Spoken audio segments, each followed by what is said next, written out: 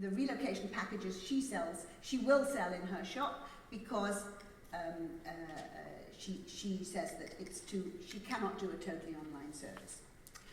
So finally, the last little bit, it's up to you, because when I was conceiving this idea, I just thought, who are the best people in the world to manage such a thing? Who are the talented experts in relocation worldwide? It is the destination service providers. And the destination service providers haven't had an easy time of it. And I want to give them back something that they could, if they're smart, try and use in their market. So for me, it's all about you. It's all about getting the software to you, which is very simple, and you looking at the world around you and say, can I find a new market here? That's part one. And the second part is, are there corporates who are not spending their lump sums with our traditional relocation? Is there new markets that I can find from the clients I already have? So that's why the relocation angels are the heart of my network. They're very important to my business. They're the human touch to the online that I think is often missing with online. It's the human and online together. And why I think we as a group, we've already got 40 plus angels in the world. And that's why it makes a huge difference to relocating online. Thanks. Thank you, Michelle.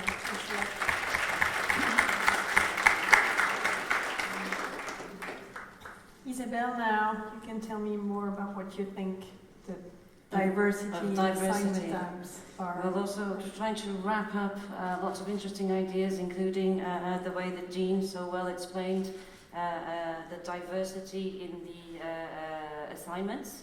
So the traditional expat is a species in extinction more and more, and then the mobility, thank God, is not in extinction, and mobility is out there. We have no doubt, and we go all the way from the traditional expat to a project-based assignee that can be anywhere from 3 months to 18 months to student mobility, which is clearly becoming they're the future young executives, they're the future global managers, and so there's a huge diversity in all of this. What do they all have in common that we can supply them with, and the expertise that we can do? They all need a place to stay, they all need to be registered, they all need to renew their visa. It's really a question of budget. So I originally come from Portugal, and so we do have budget issues, like in Budapest. We are a very small economy, and so it was really a need to diversify.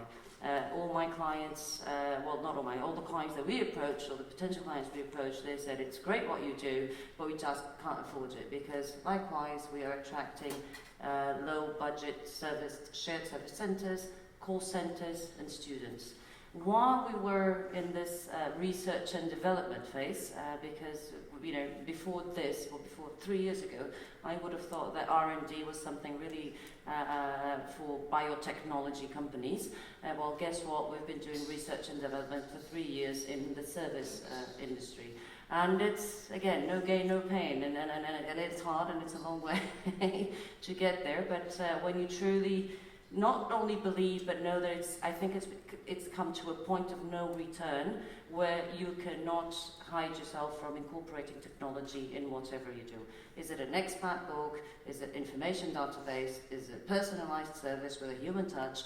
It's just about dismantling what you do, putting all the cards on the table, and then reshuffle and do a puzzle with that. And then, okay, so this guy has 3 months, that guy 6 months, and he has 300 euros, he's got 3,000 euros. And you just do the right puzzle for each person because you've got the expertise in-house. One of the, you put together your own mix and match, it's like a Boots advertisement. So you just have to accommodate the budget available, and again, small economy, you're budget oriented, and you just have to make it work, otherwise you just don't go anywhere. So you innovate, you recreate, and you diversify, mix and matching these assignments, budgets, and even locations. While we were in this R&D process, also that helped. The mayor of Lisbon decided that it was strategic, or our way out of the crisis, because we're still in the bailout in Portugal, would be to make Lisbon Erasmus preferred city. And why is that? Because we've got beautiful weather, beautiful beaches, very cheap beer, cheap accommodation, and some nice girls. So that's, you know, really what students are looking for. And we said, okay, so student mobility is out there too. But students don't spend money. They think Google will answer everything for them. They think their mentor at the university will do it for them. Well, you know what? There still are opportunities out there. Not only in the student, but it's within the students, because we're still trying to figure out how to convince a student to pay for service, even if it's just as easy as click, add to cart, come on, for 150 euros, you can afford somebody to look after your lease and, you know, and get you connected. But also just imagine faculty. I mean, all the universities out there, they need international curricula to come up in the rankings, right? And also, again, in Portugal, we very much appreciate everything that comes from abroad. You know, it's just nicer. We have an English-speaking student lecturing this semester, and this is good for their CVs. It's good for the student CVs, and it's good for the university CVs. So faculty members are looked upon as young executives. So universities don't have a huge amount of money to spend in relocating their faculty members, but they will spend. So it's, again, you adapt budget available, and the only way to do that is to incorporate technology. And it's a point of no return, right? To incorporate technology to make you accommodate different budgets in different situations, because that's what technology does. It enables you to do all this. Even with this, you know, just continue just a little bit on the student and faculty relocation research and development we're doing on. We said, okay, it's been a while, I've been a university student, so then they speak a different language, just like in different countries. Students have their own language, they have their own Facebook posts, they have their own groups, they talk to each other. You know, when you say professional mobility, it scares them. You know, they don't want to hear about that. Okay, my child is not old enough to go to university yet, so how do I approach these guys? And so we said, okay, so what else do we do? At the time, we were with this very big project where we were doing tenancy management, which again is the service that when we started as a DSP 11 years ago, tenancy management was on the list, but it wasn't really a much requested service. And all of a sudden we had this call center operator saying, we've got no expats, but we need tenancy management for all the guest houses that we're renting throughout the town. And can you do that? Okay, again, recreate, adapt, innovate, reshuffle. Yes, of course. Dismantle the puzzle and redo the puzzle just for that specific client. And so, okay, so we know about tenancy management. We've just been managing 350 rooms. So how can we know our target audience better, which is students, 18-year-old kids? And so we said, okay, so there's this really nice villa with a nice garden and a pool right next to a very good university who is bringing in a lot of international students, and we started doing tenancy management for a student residency with the sole purpose of understanding how to better sell service to students. So, you know, you just look at the opportunity there, dismantle, reshuffle, put it together, incorporate technology always, because everything else, you know, the Peruvian student who came to enter the car and, hi, I'm Isabel, I'm Santiago, how are we going to go about this? I will show you some rooms. And he was, okay, so I need a place to stay, I need to renew my student visa in 2 months because, you know, something happened, and I need to be connected.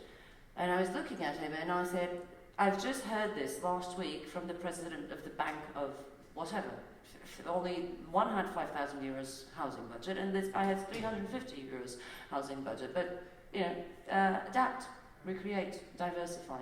Yeah, so that's what we did, and it's been a long way. We're still finding new ways about it. But when you strongly believe that there is a way out everywhere, I have no doubt that the gain will be rewarding in the end. Thank you. Thank you.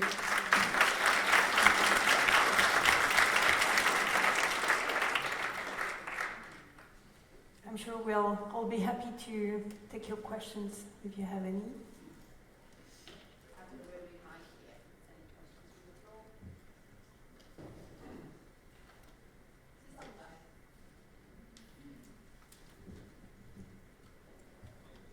Hi, this is a question for the online people, Alistair and Michelle, and sorry, I can't remember your name as well.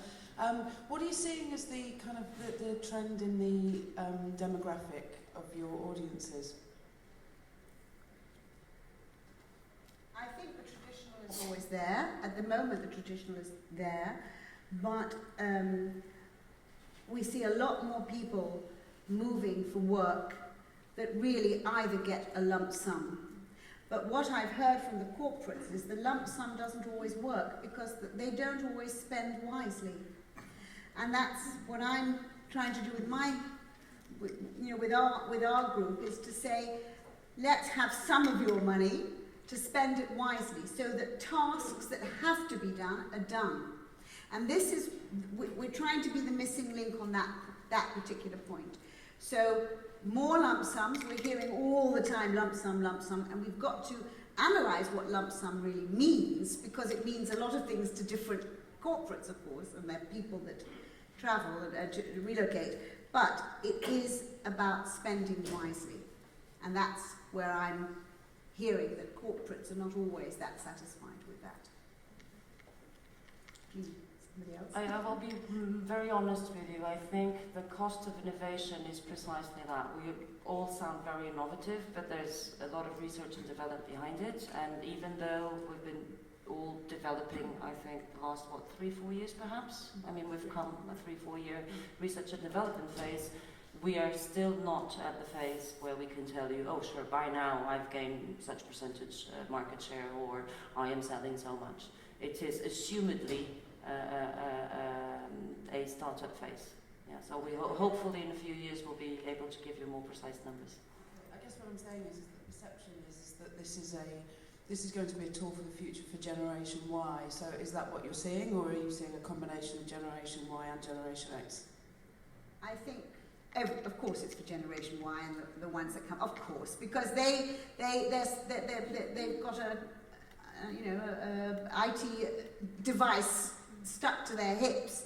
But it's also, for example, I was approached, and it hasn't come off yet, so it's speculation. I was approached by a big global player, a big global corporate, who said, listen, we're not interested in all these relocation things because we're set up in the traditional way.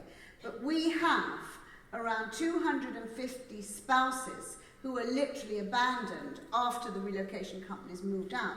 And perhaps we can have an online service to help them.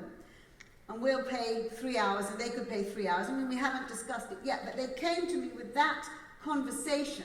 So I think, yes, this is the way of the future. You know, give it another 6-9 months. So that's also interesting. Because the spouses that move now are very different spouses to 5 years ago. So you definitely think that if you didn't have this service, you would miss some part of the market and some expectations of your traditional clients? Oh, absolutely. I mean, the opportunity in grabbing all these mobile workers, or to get a share of the global mobility is if you look at it, a cake.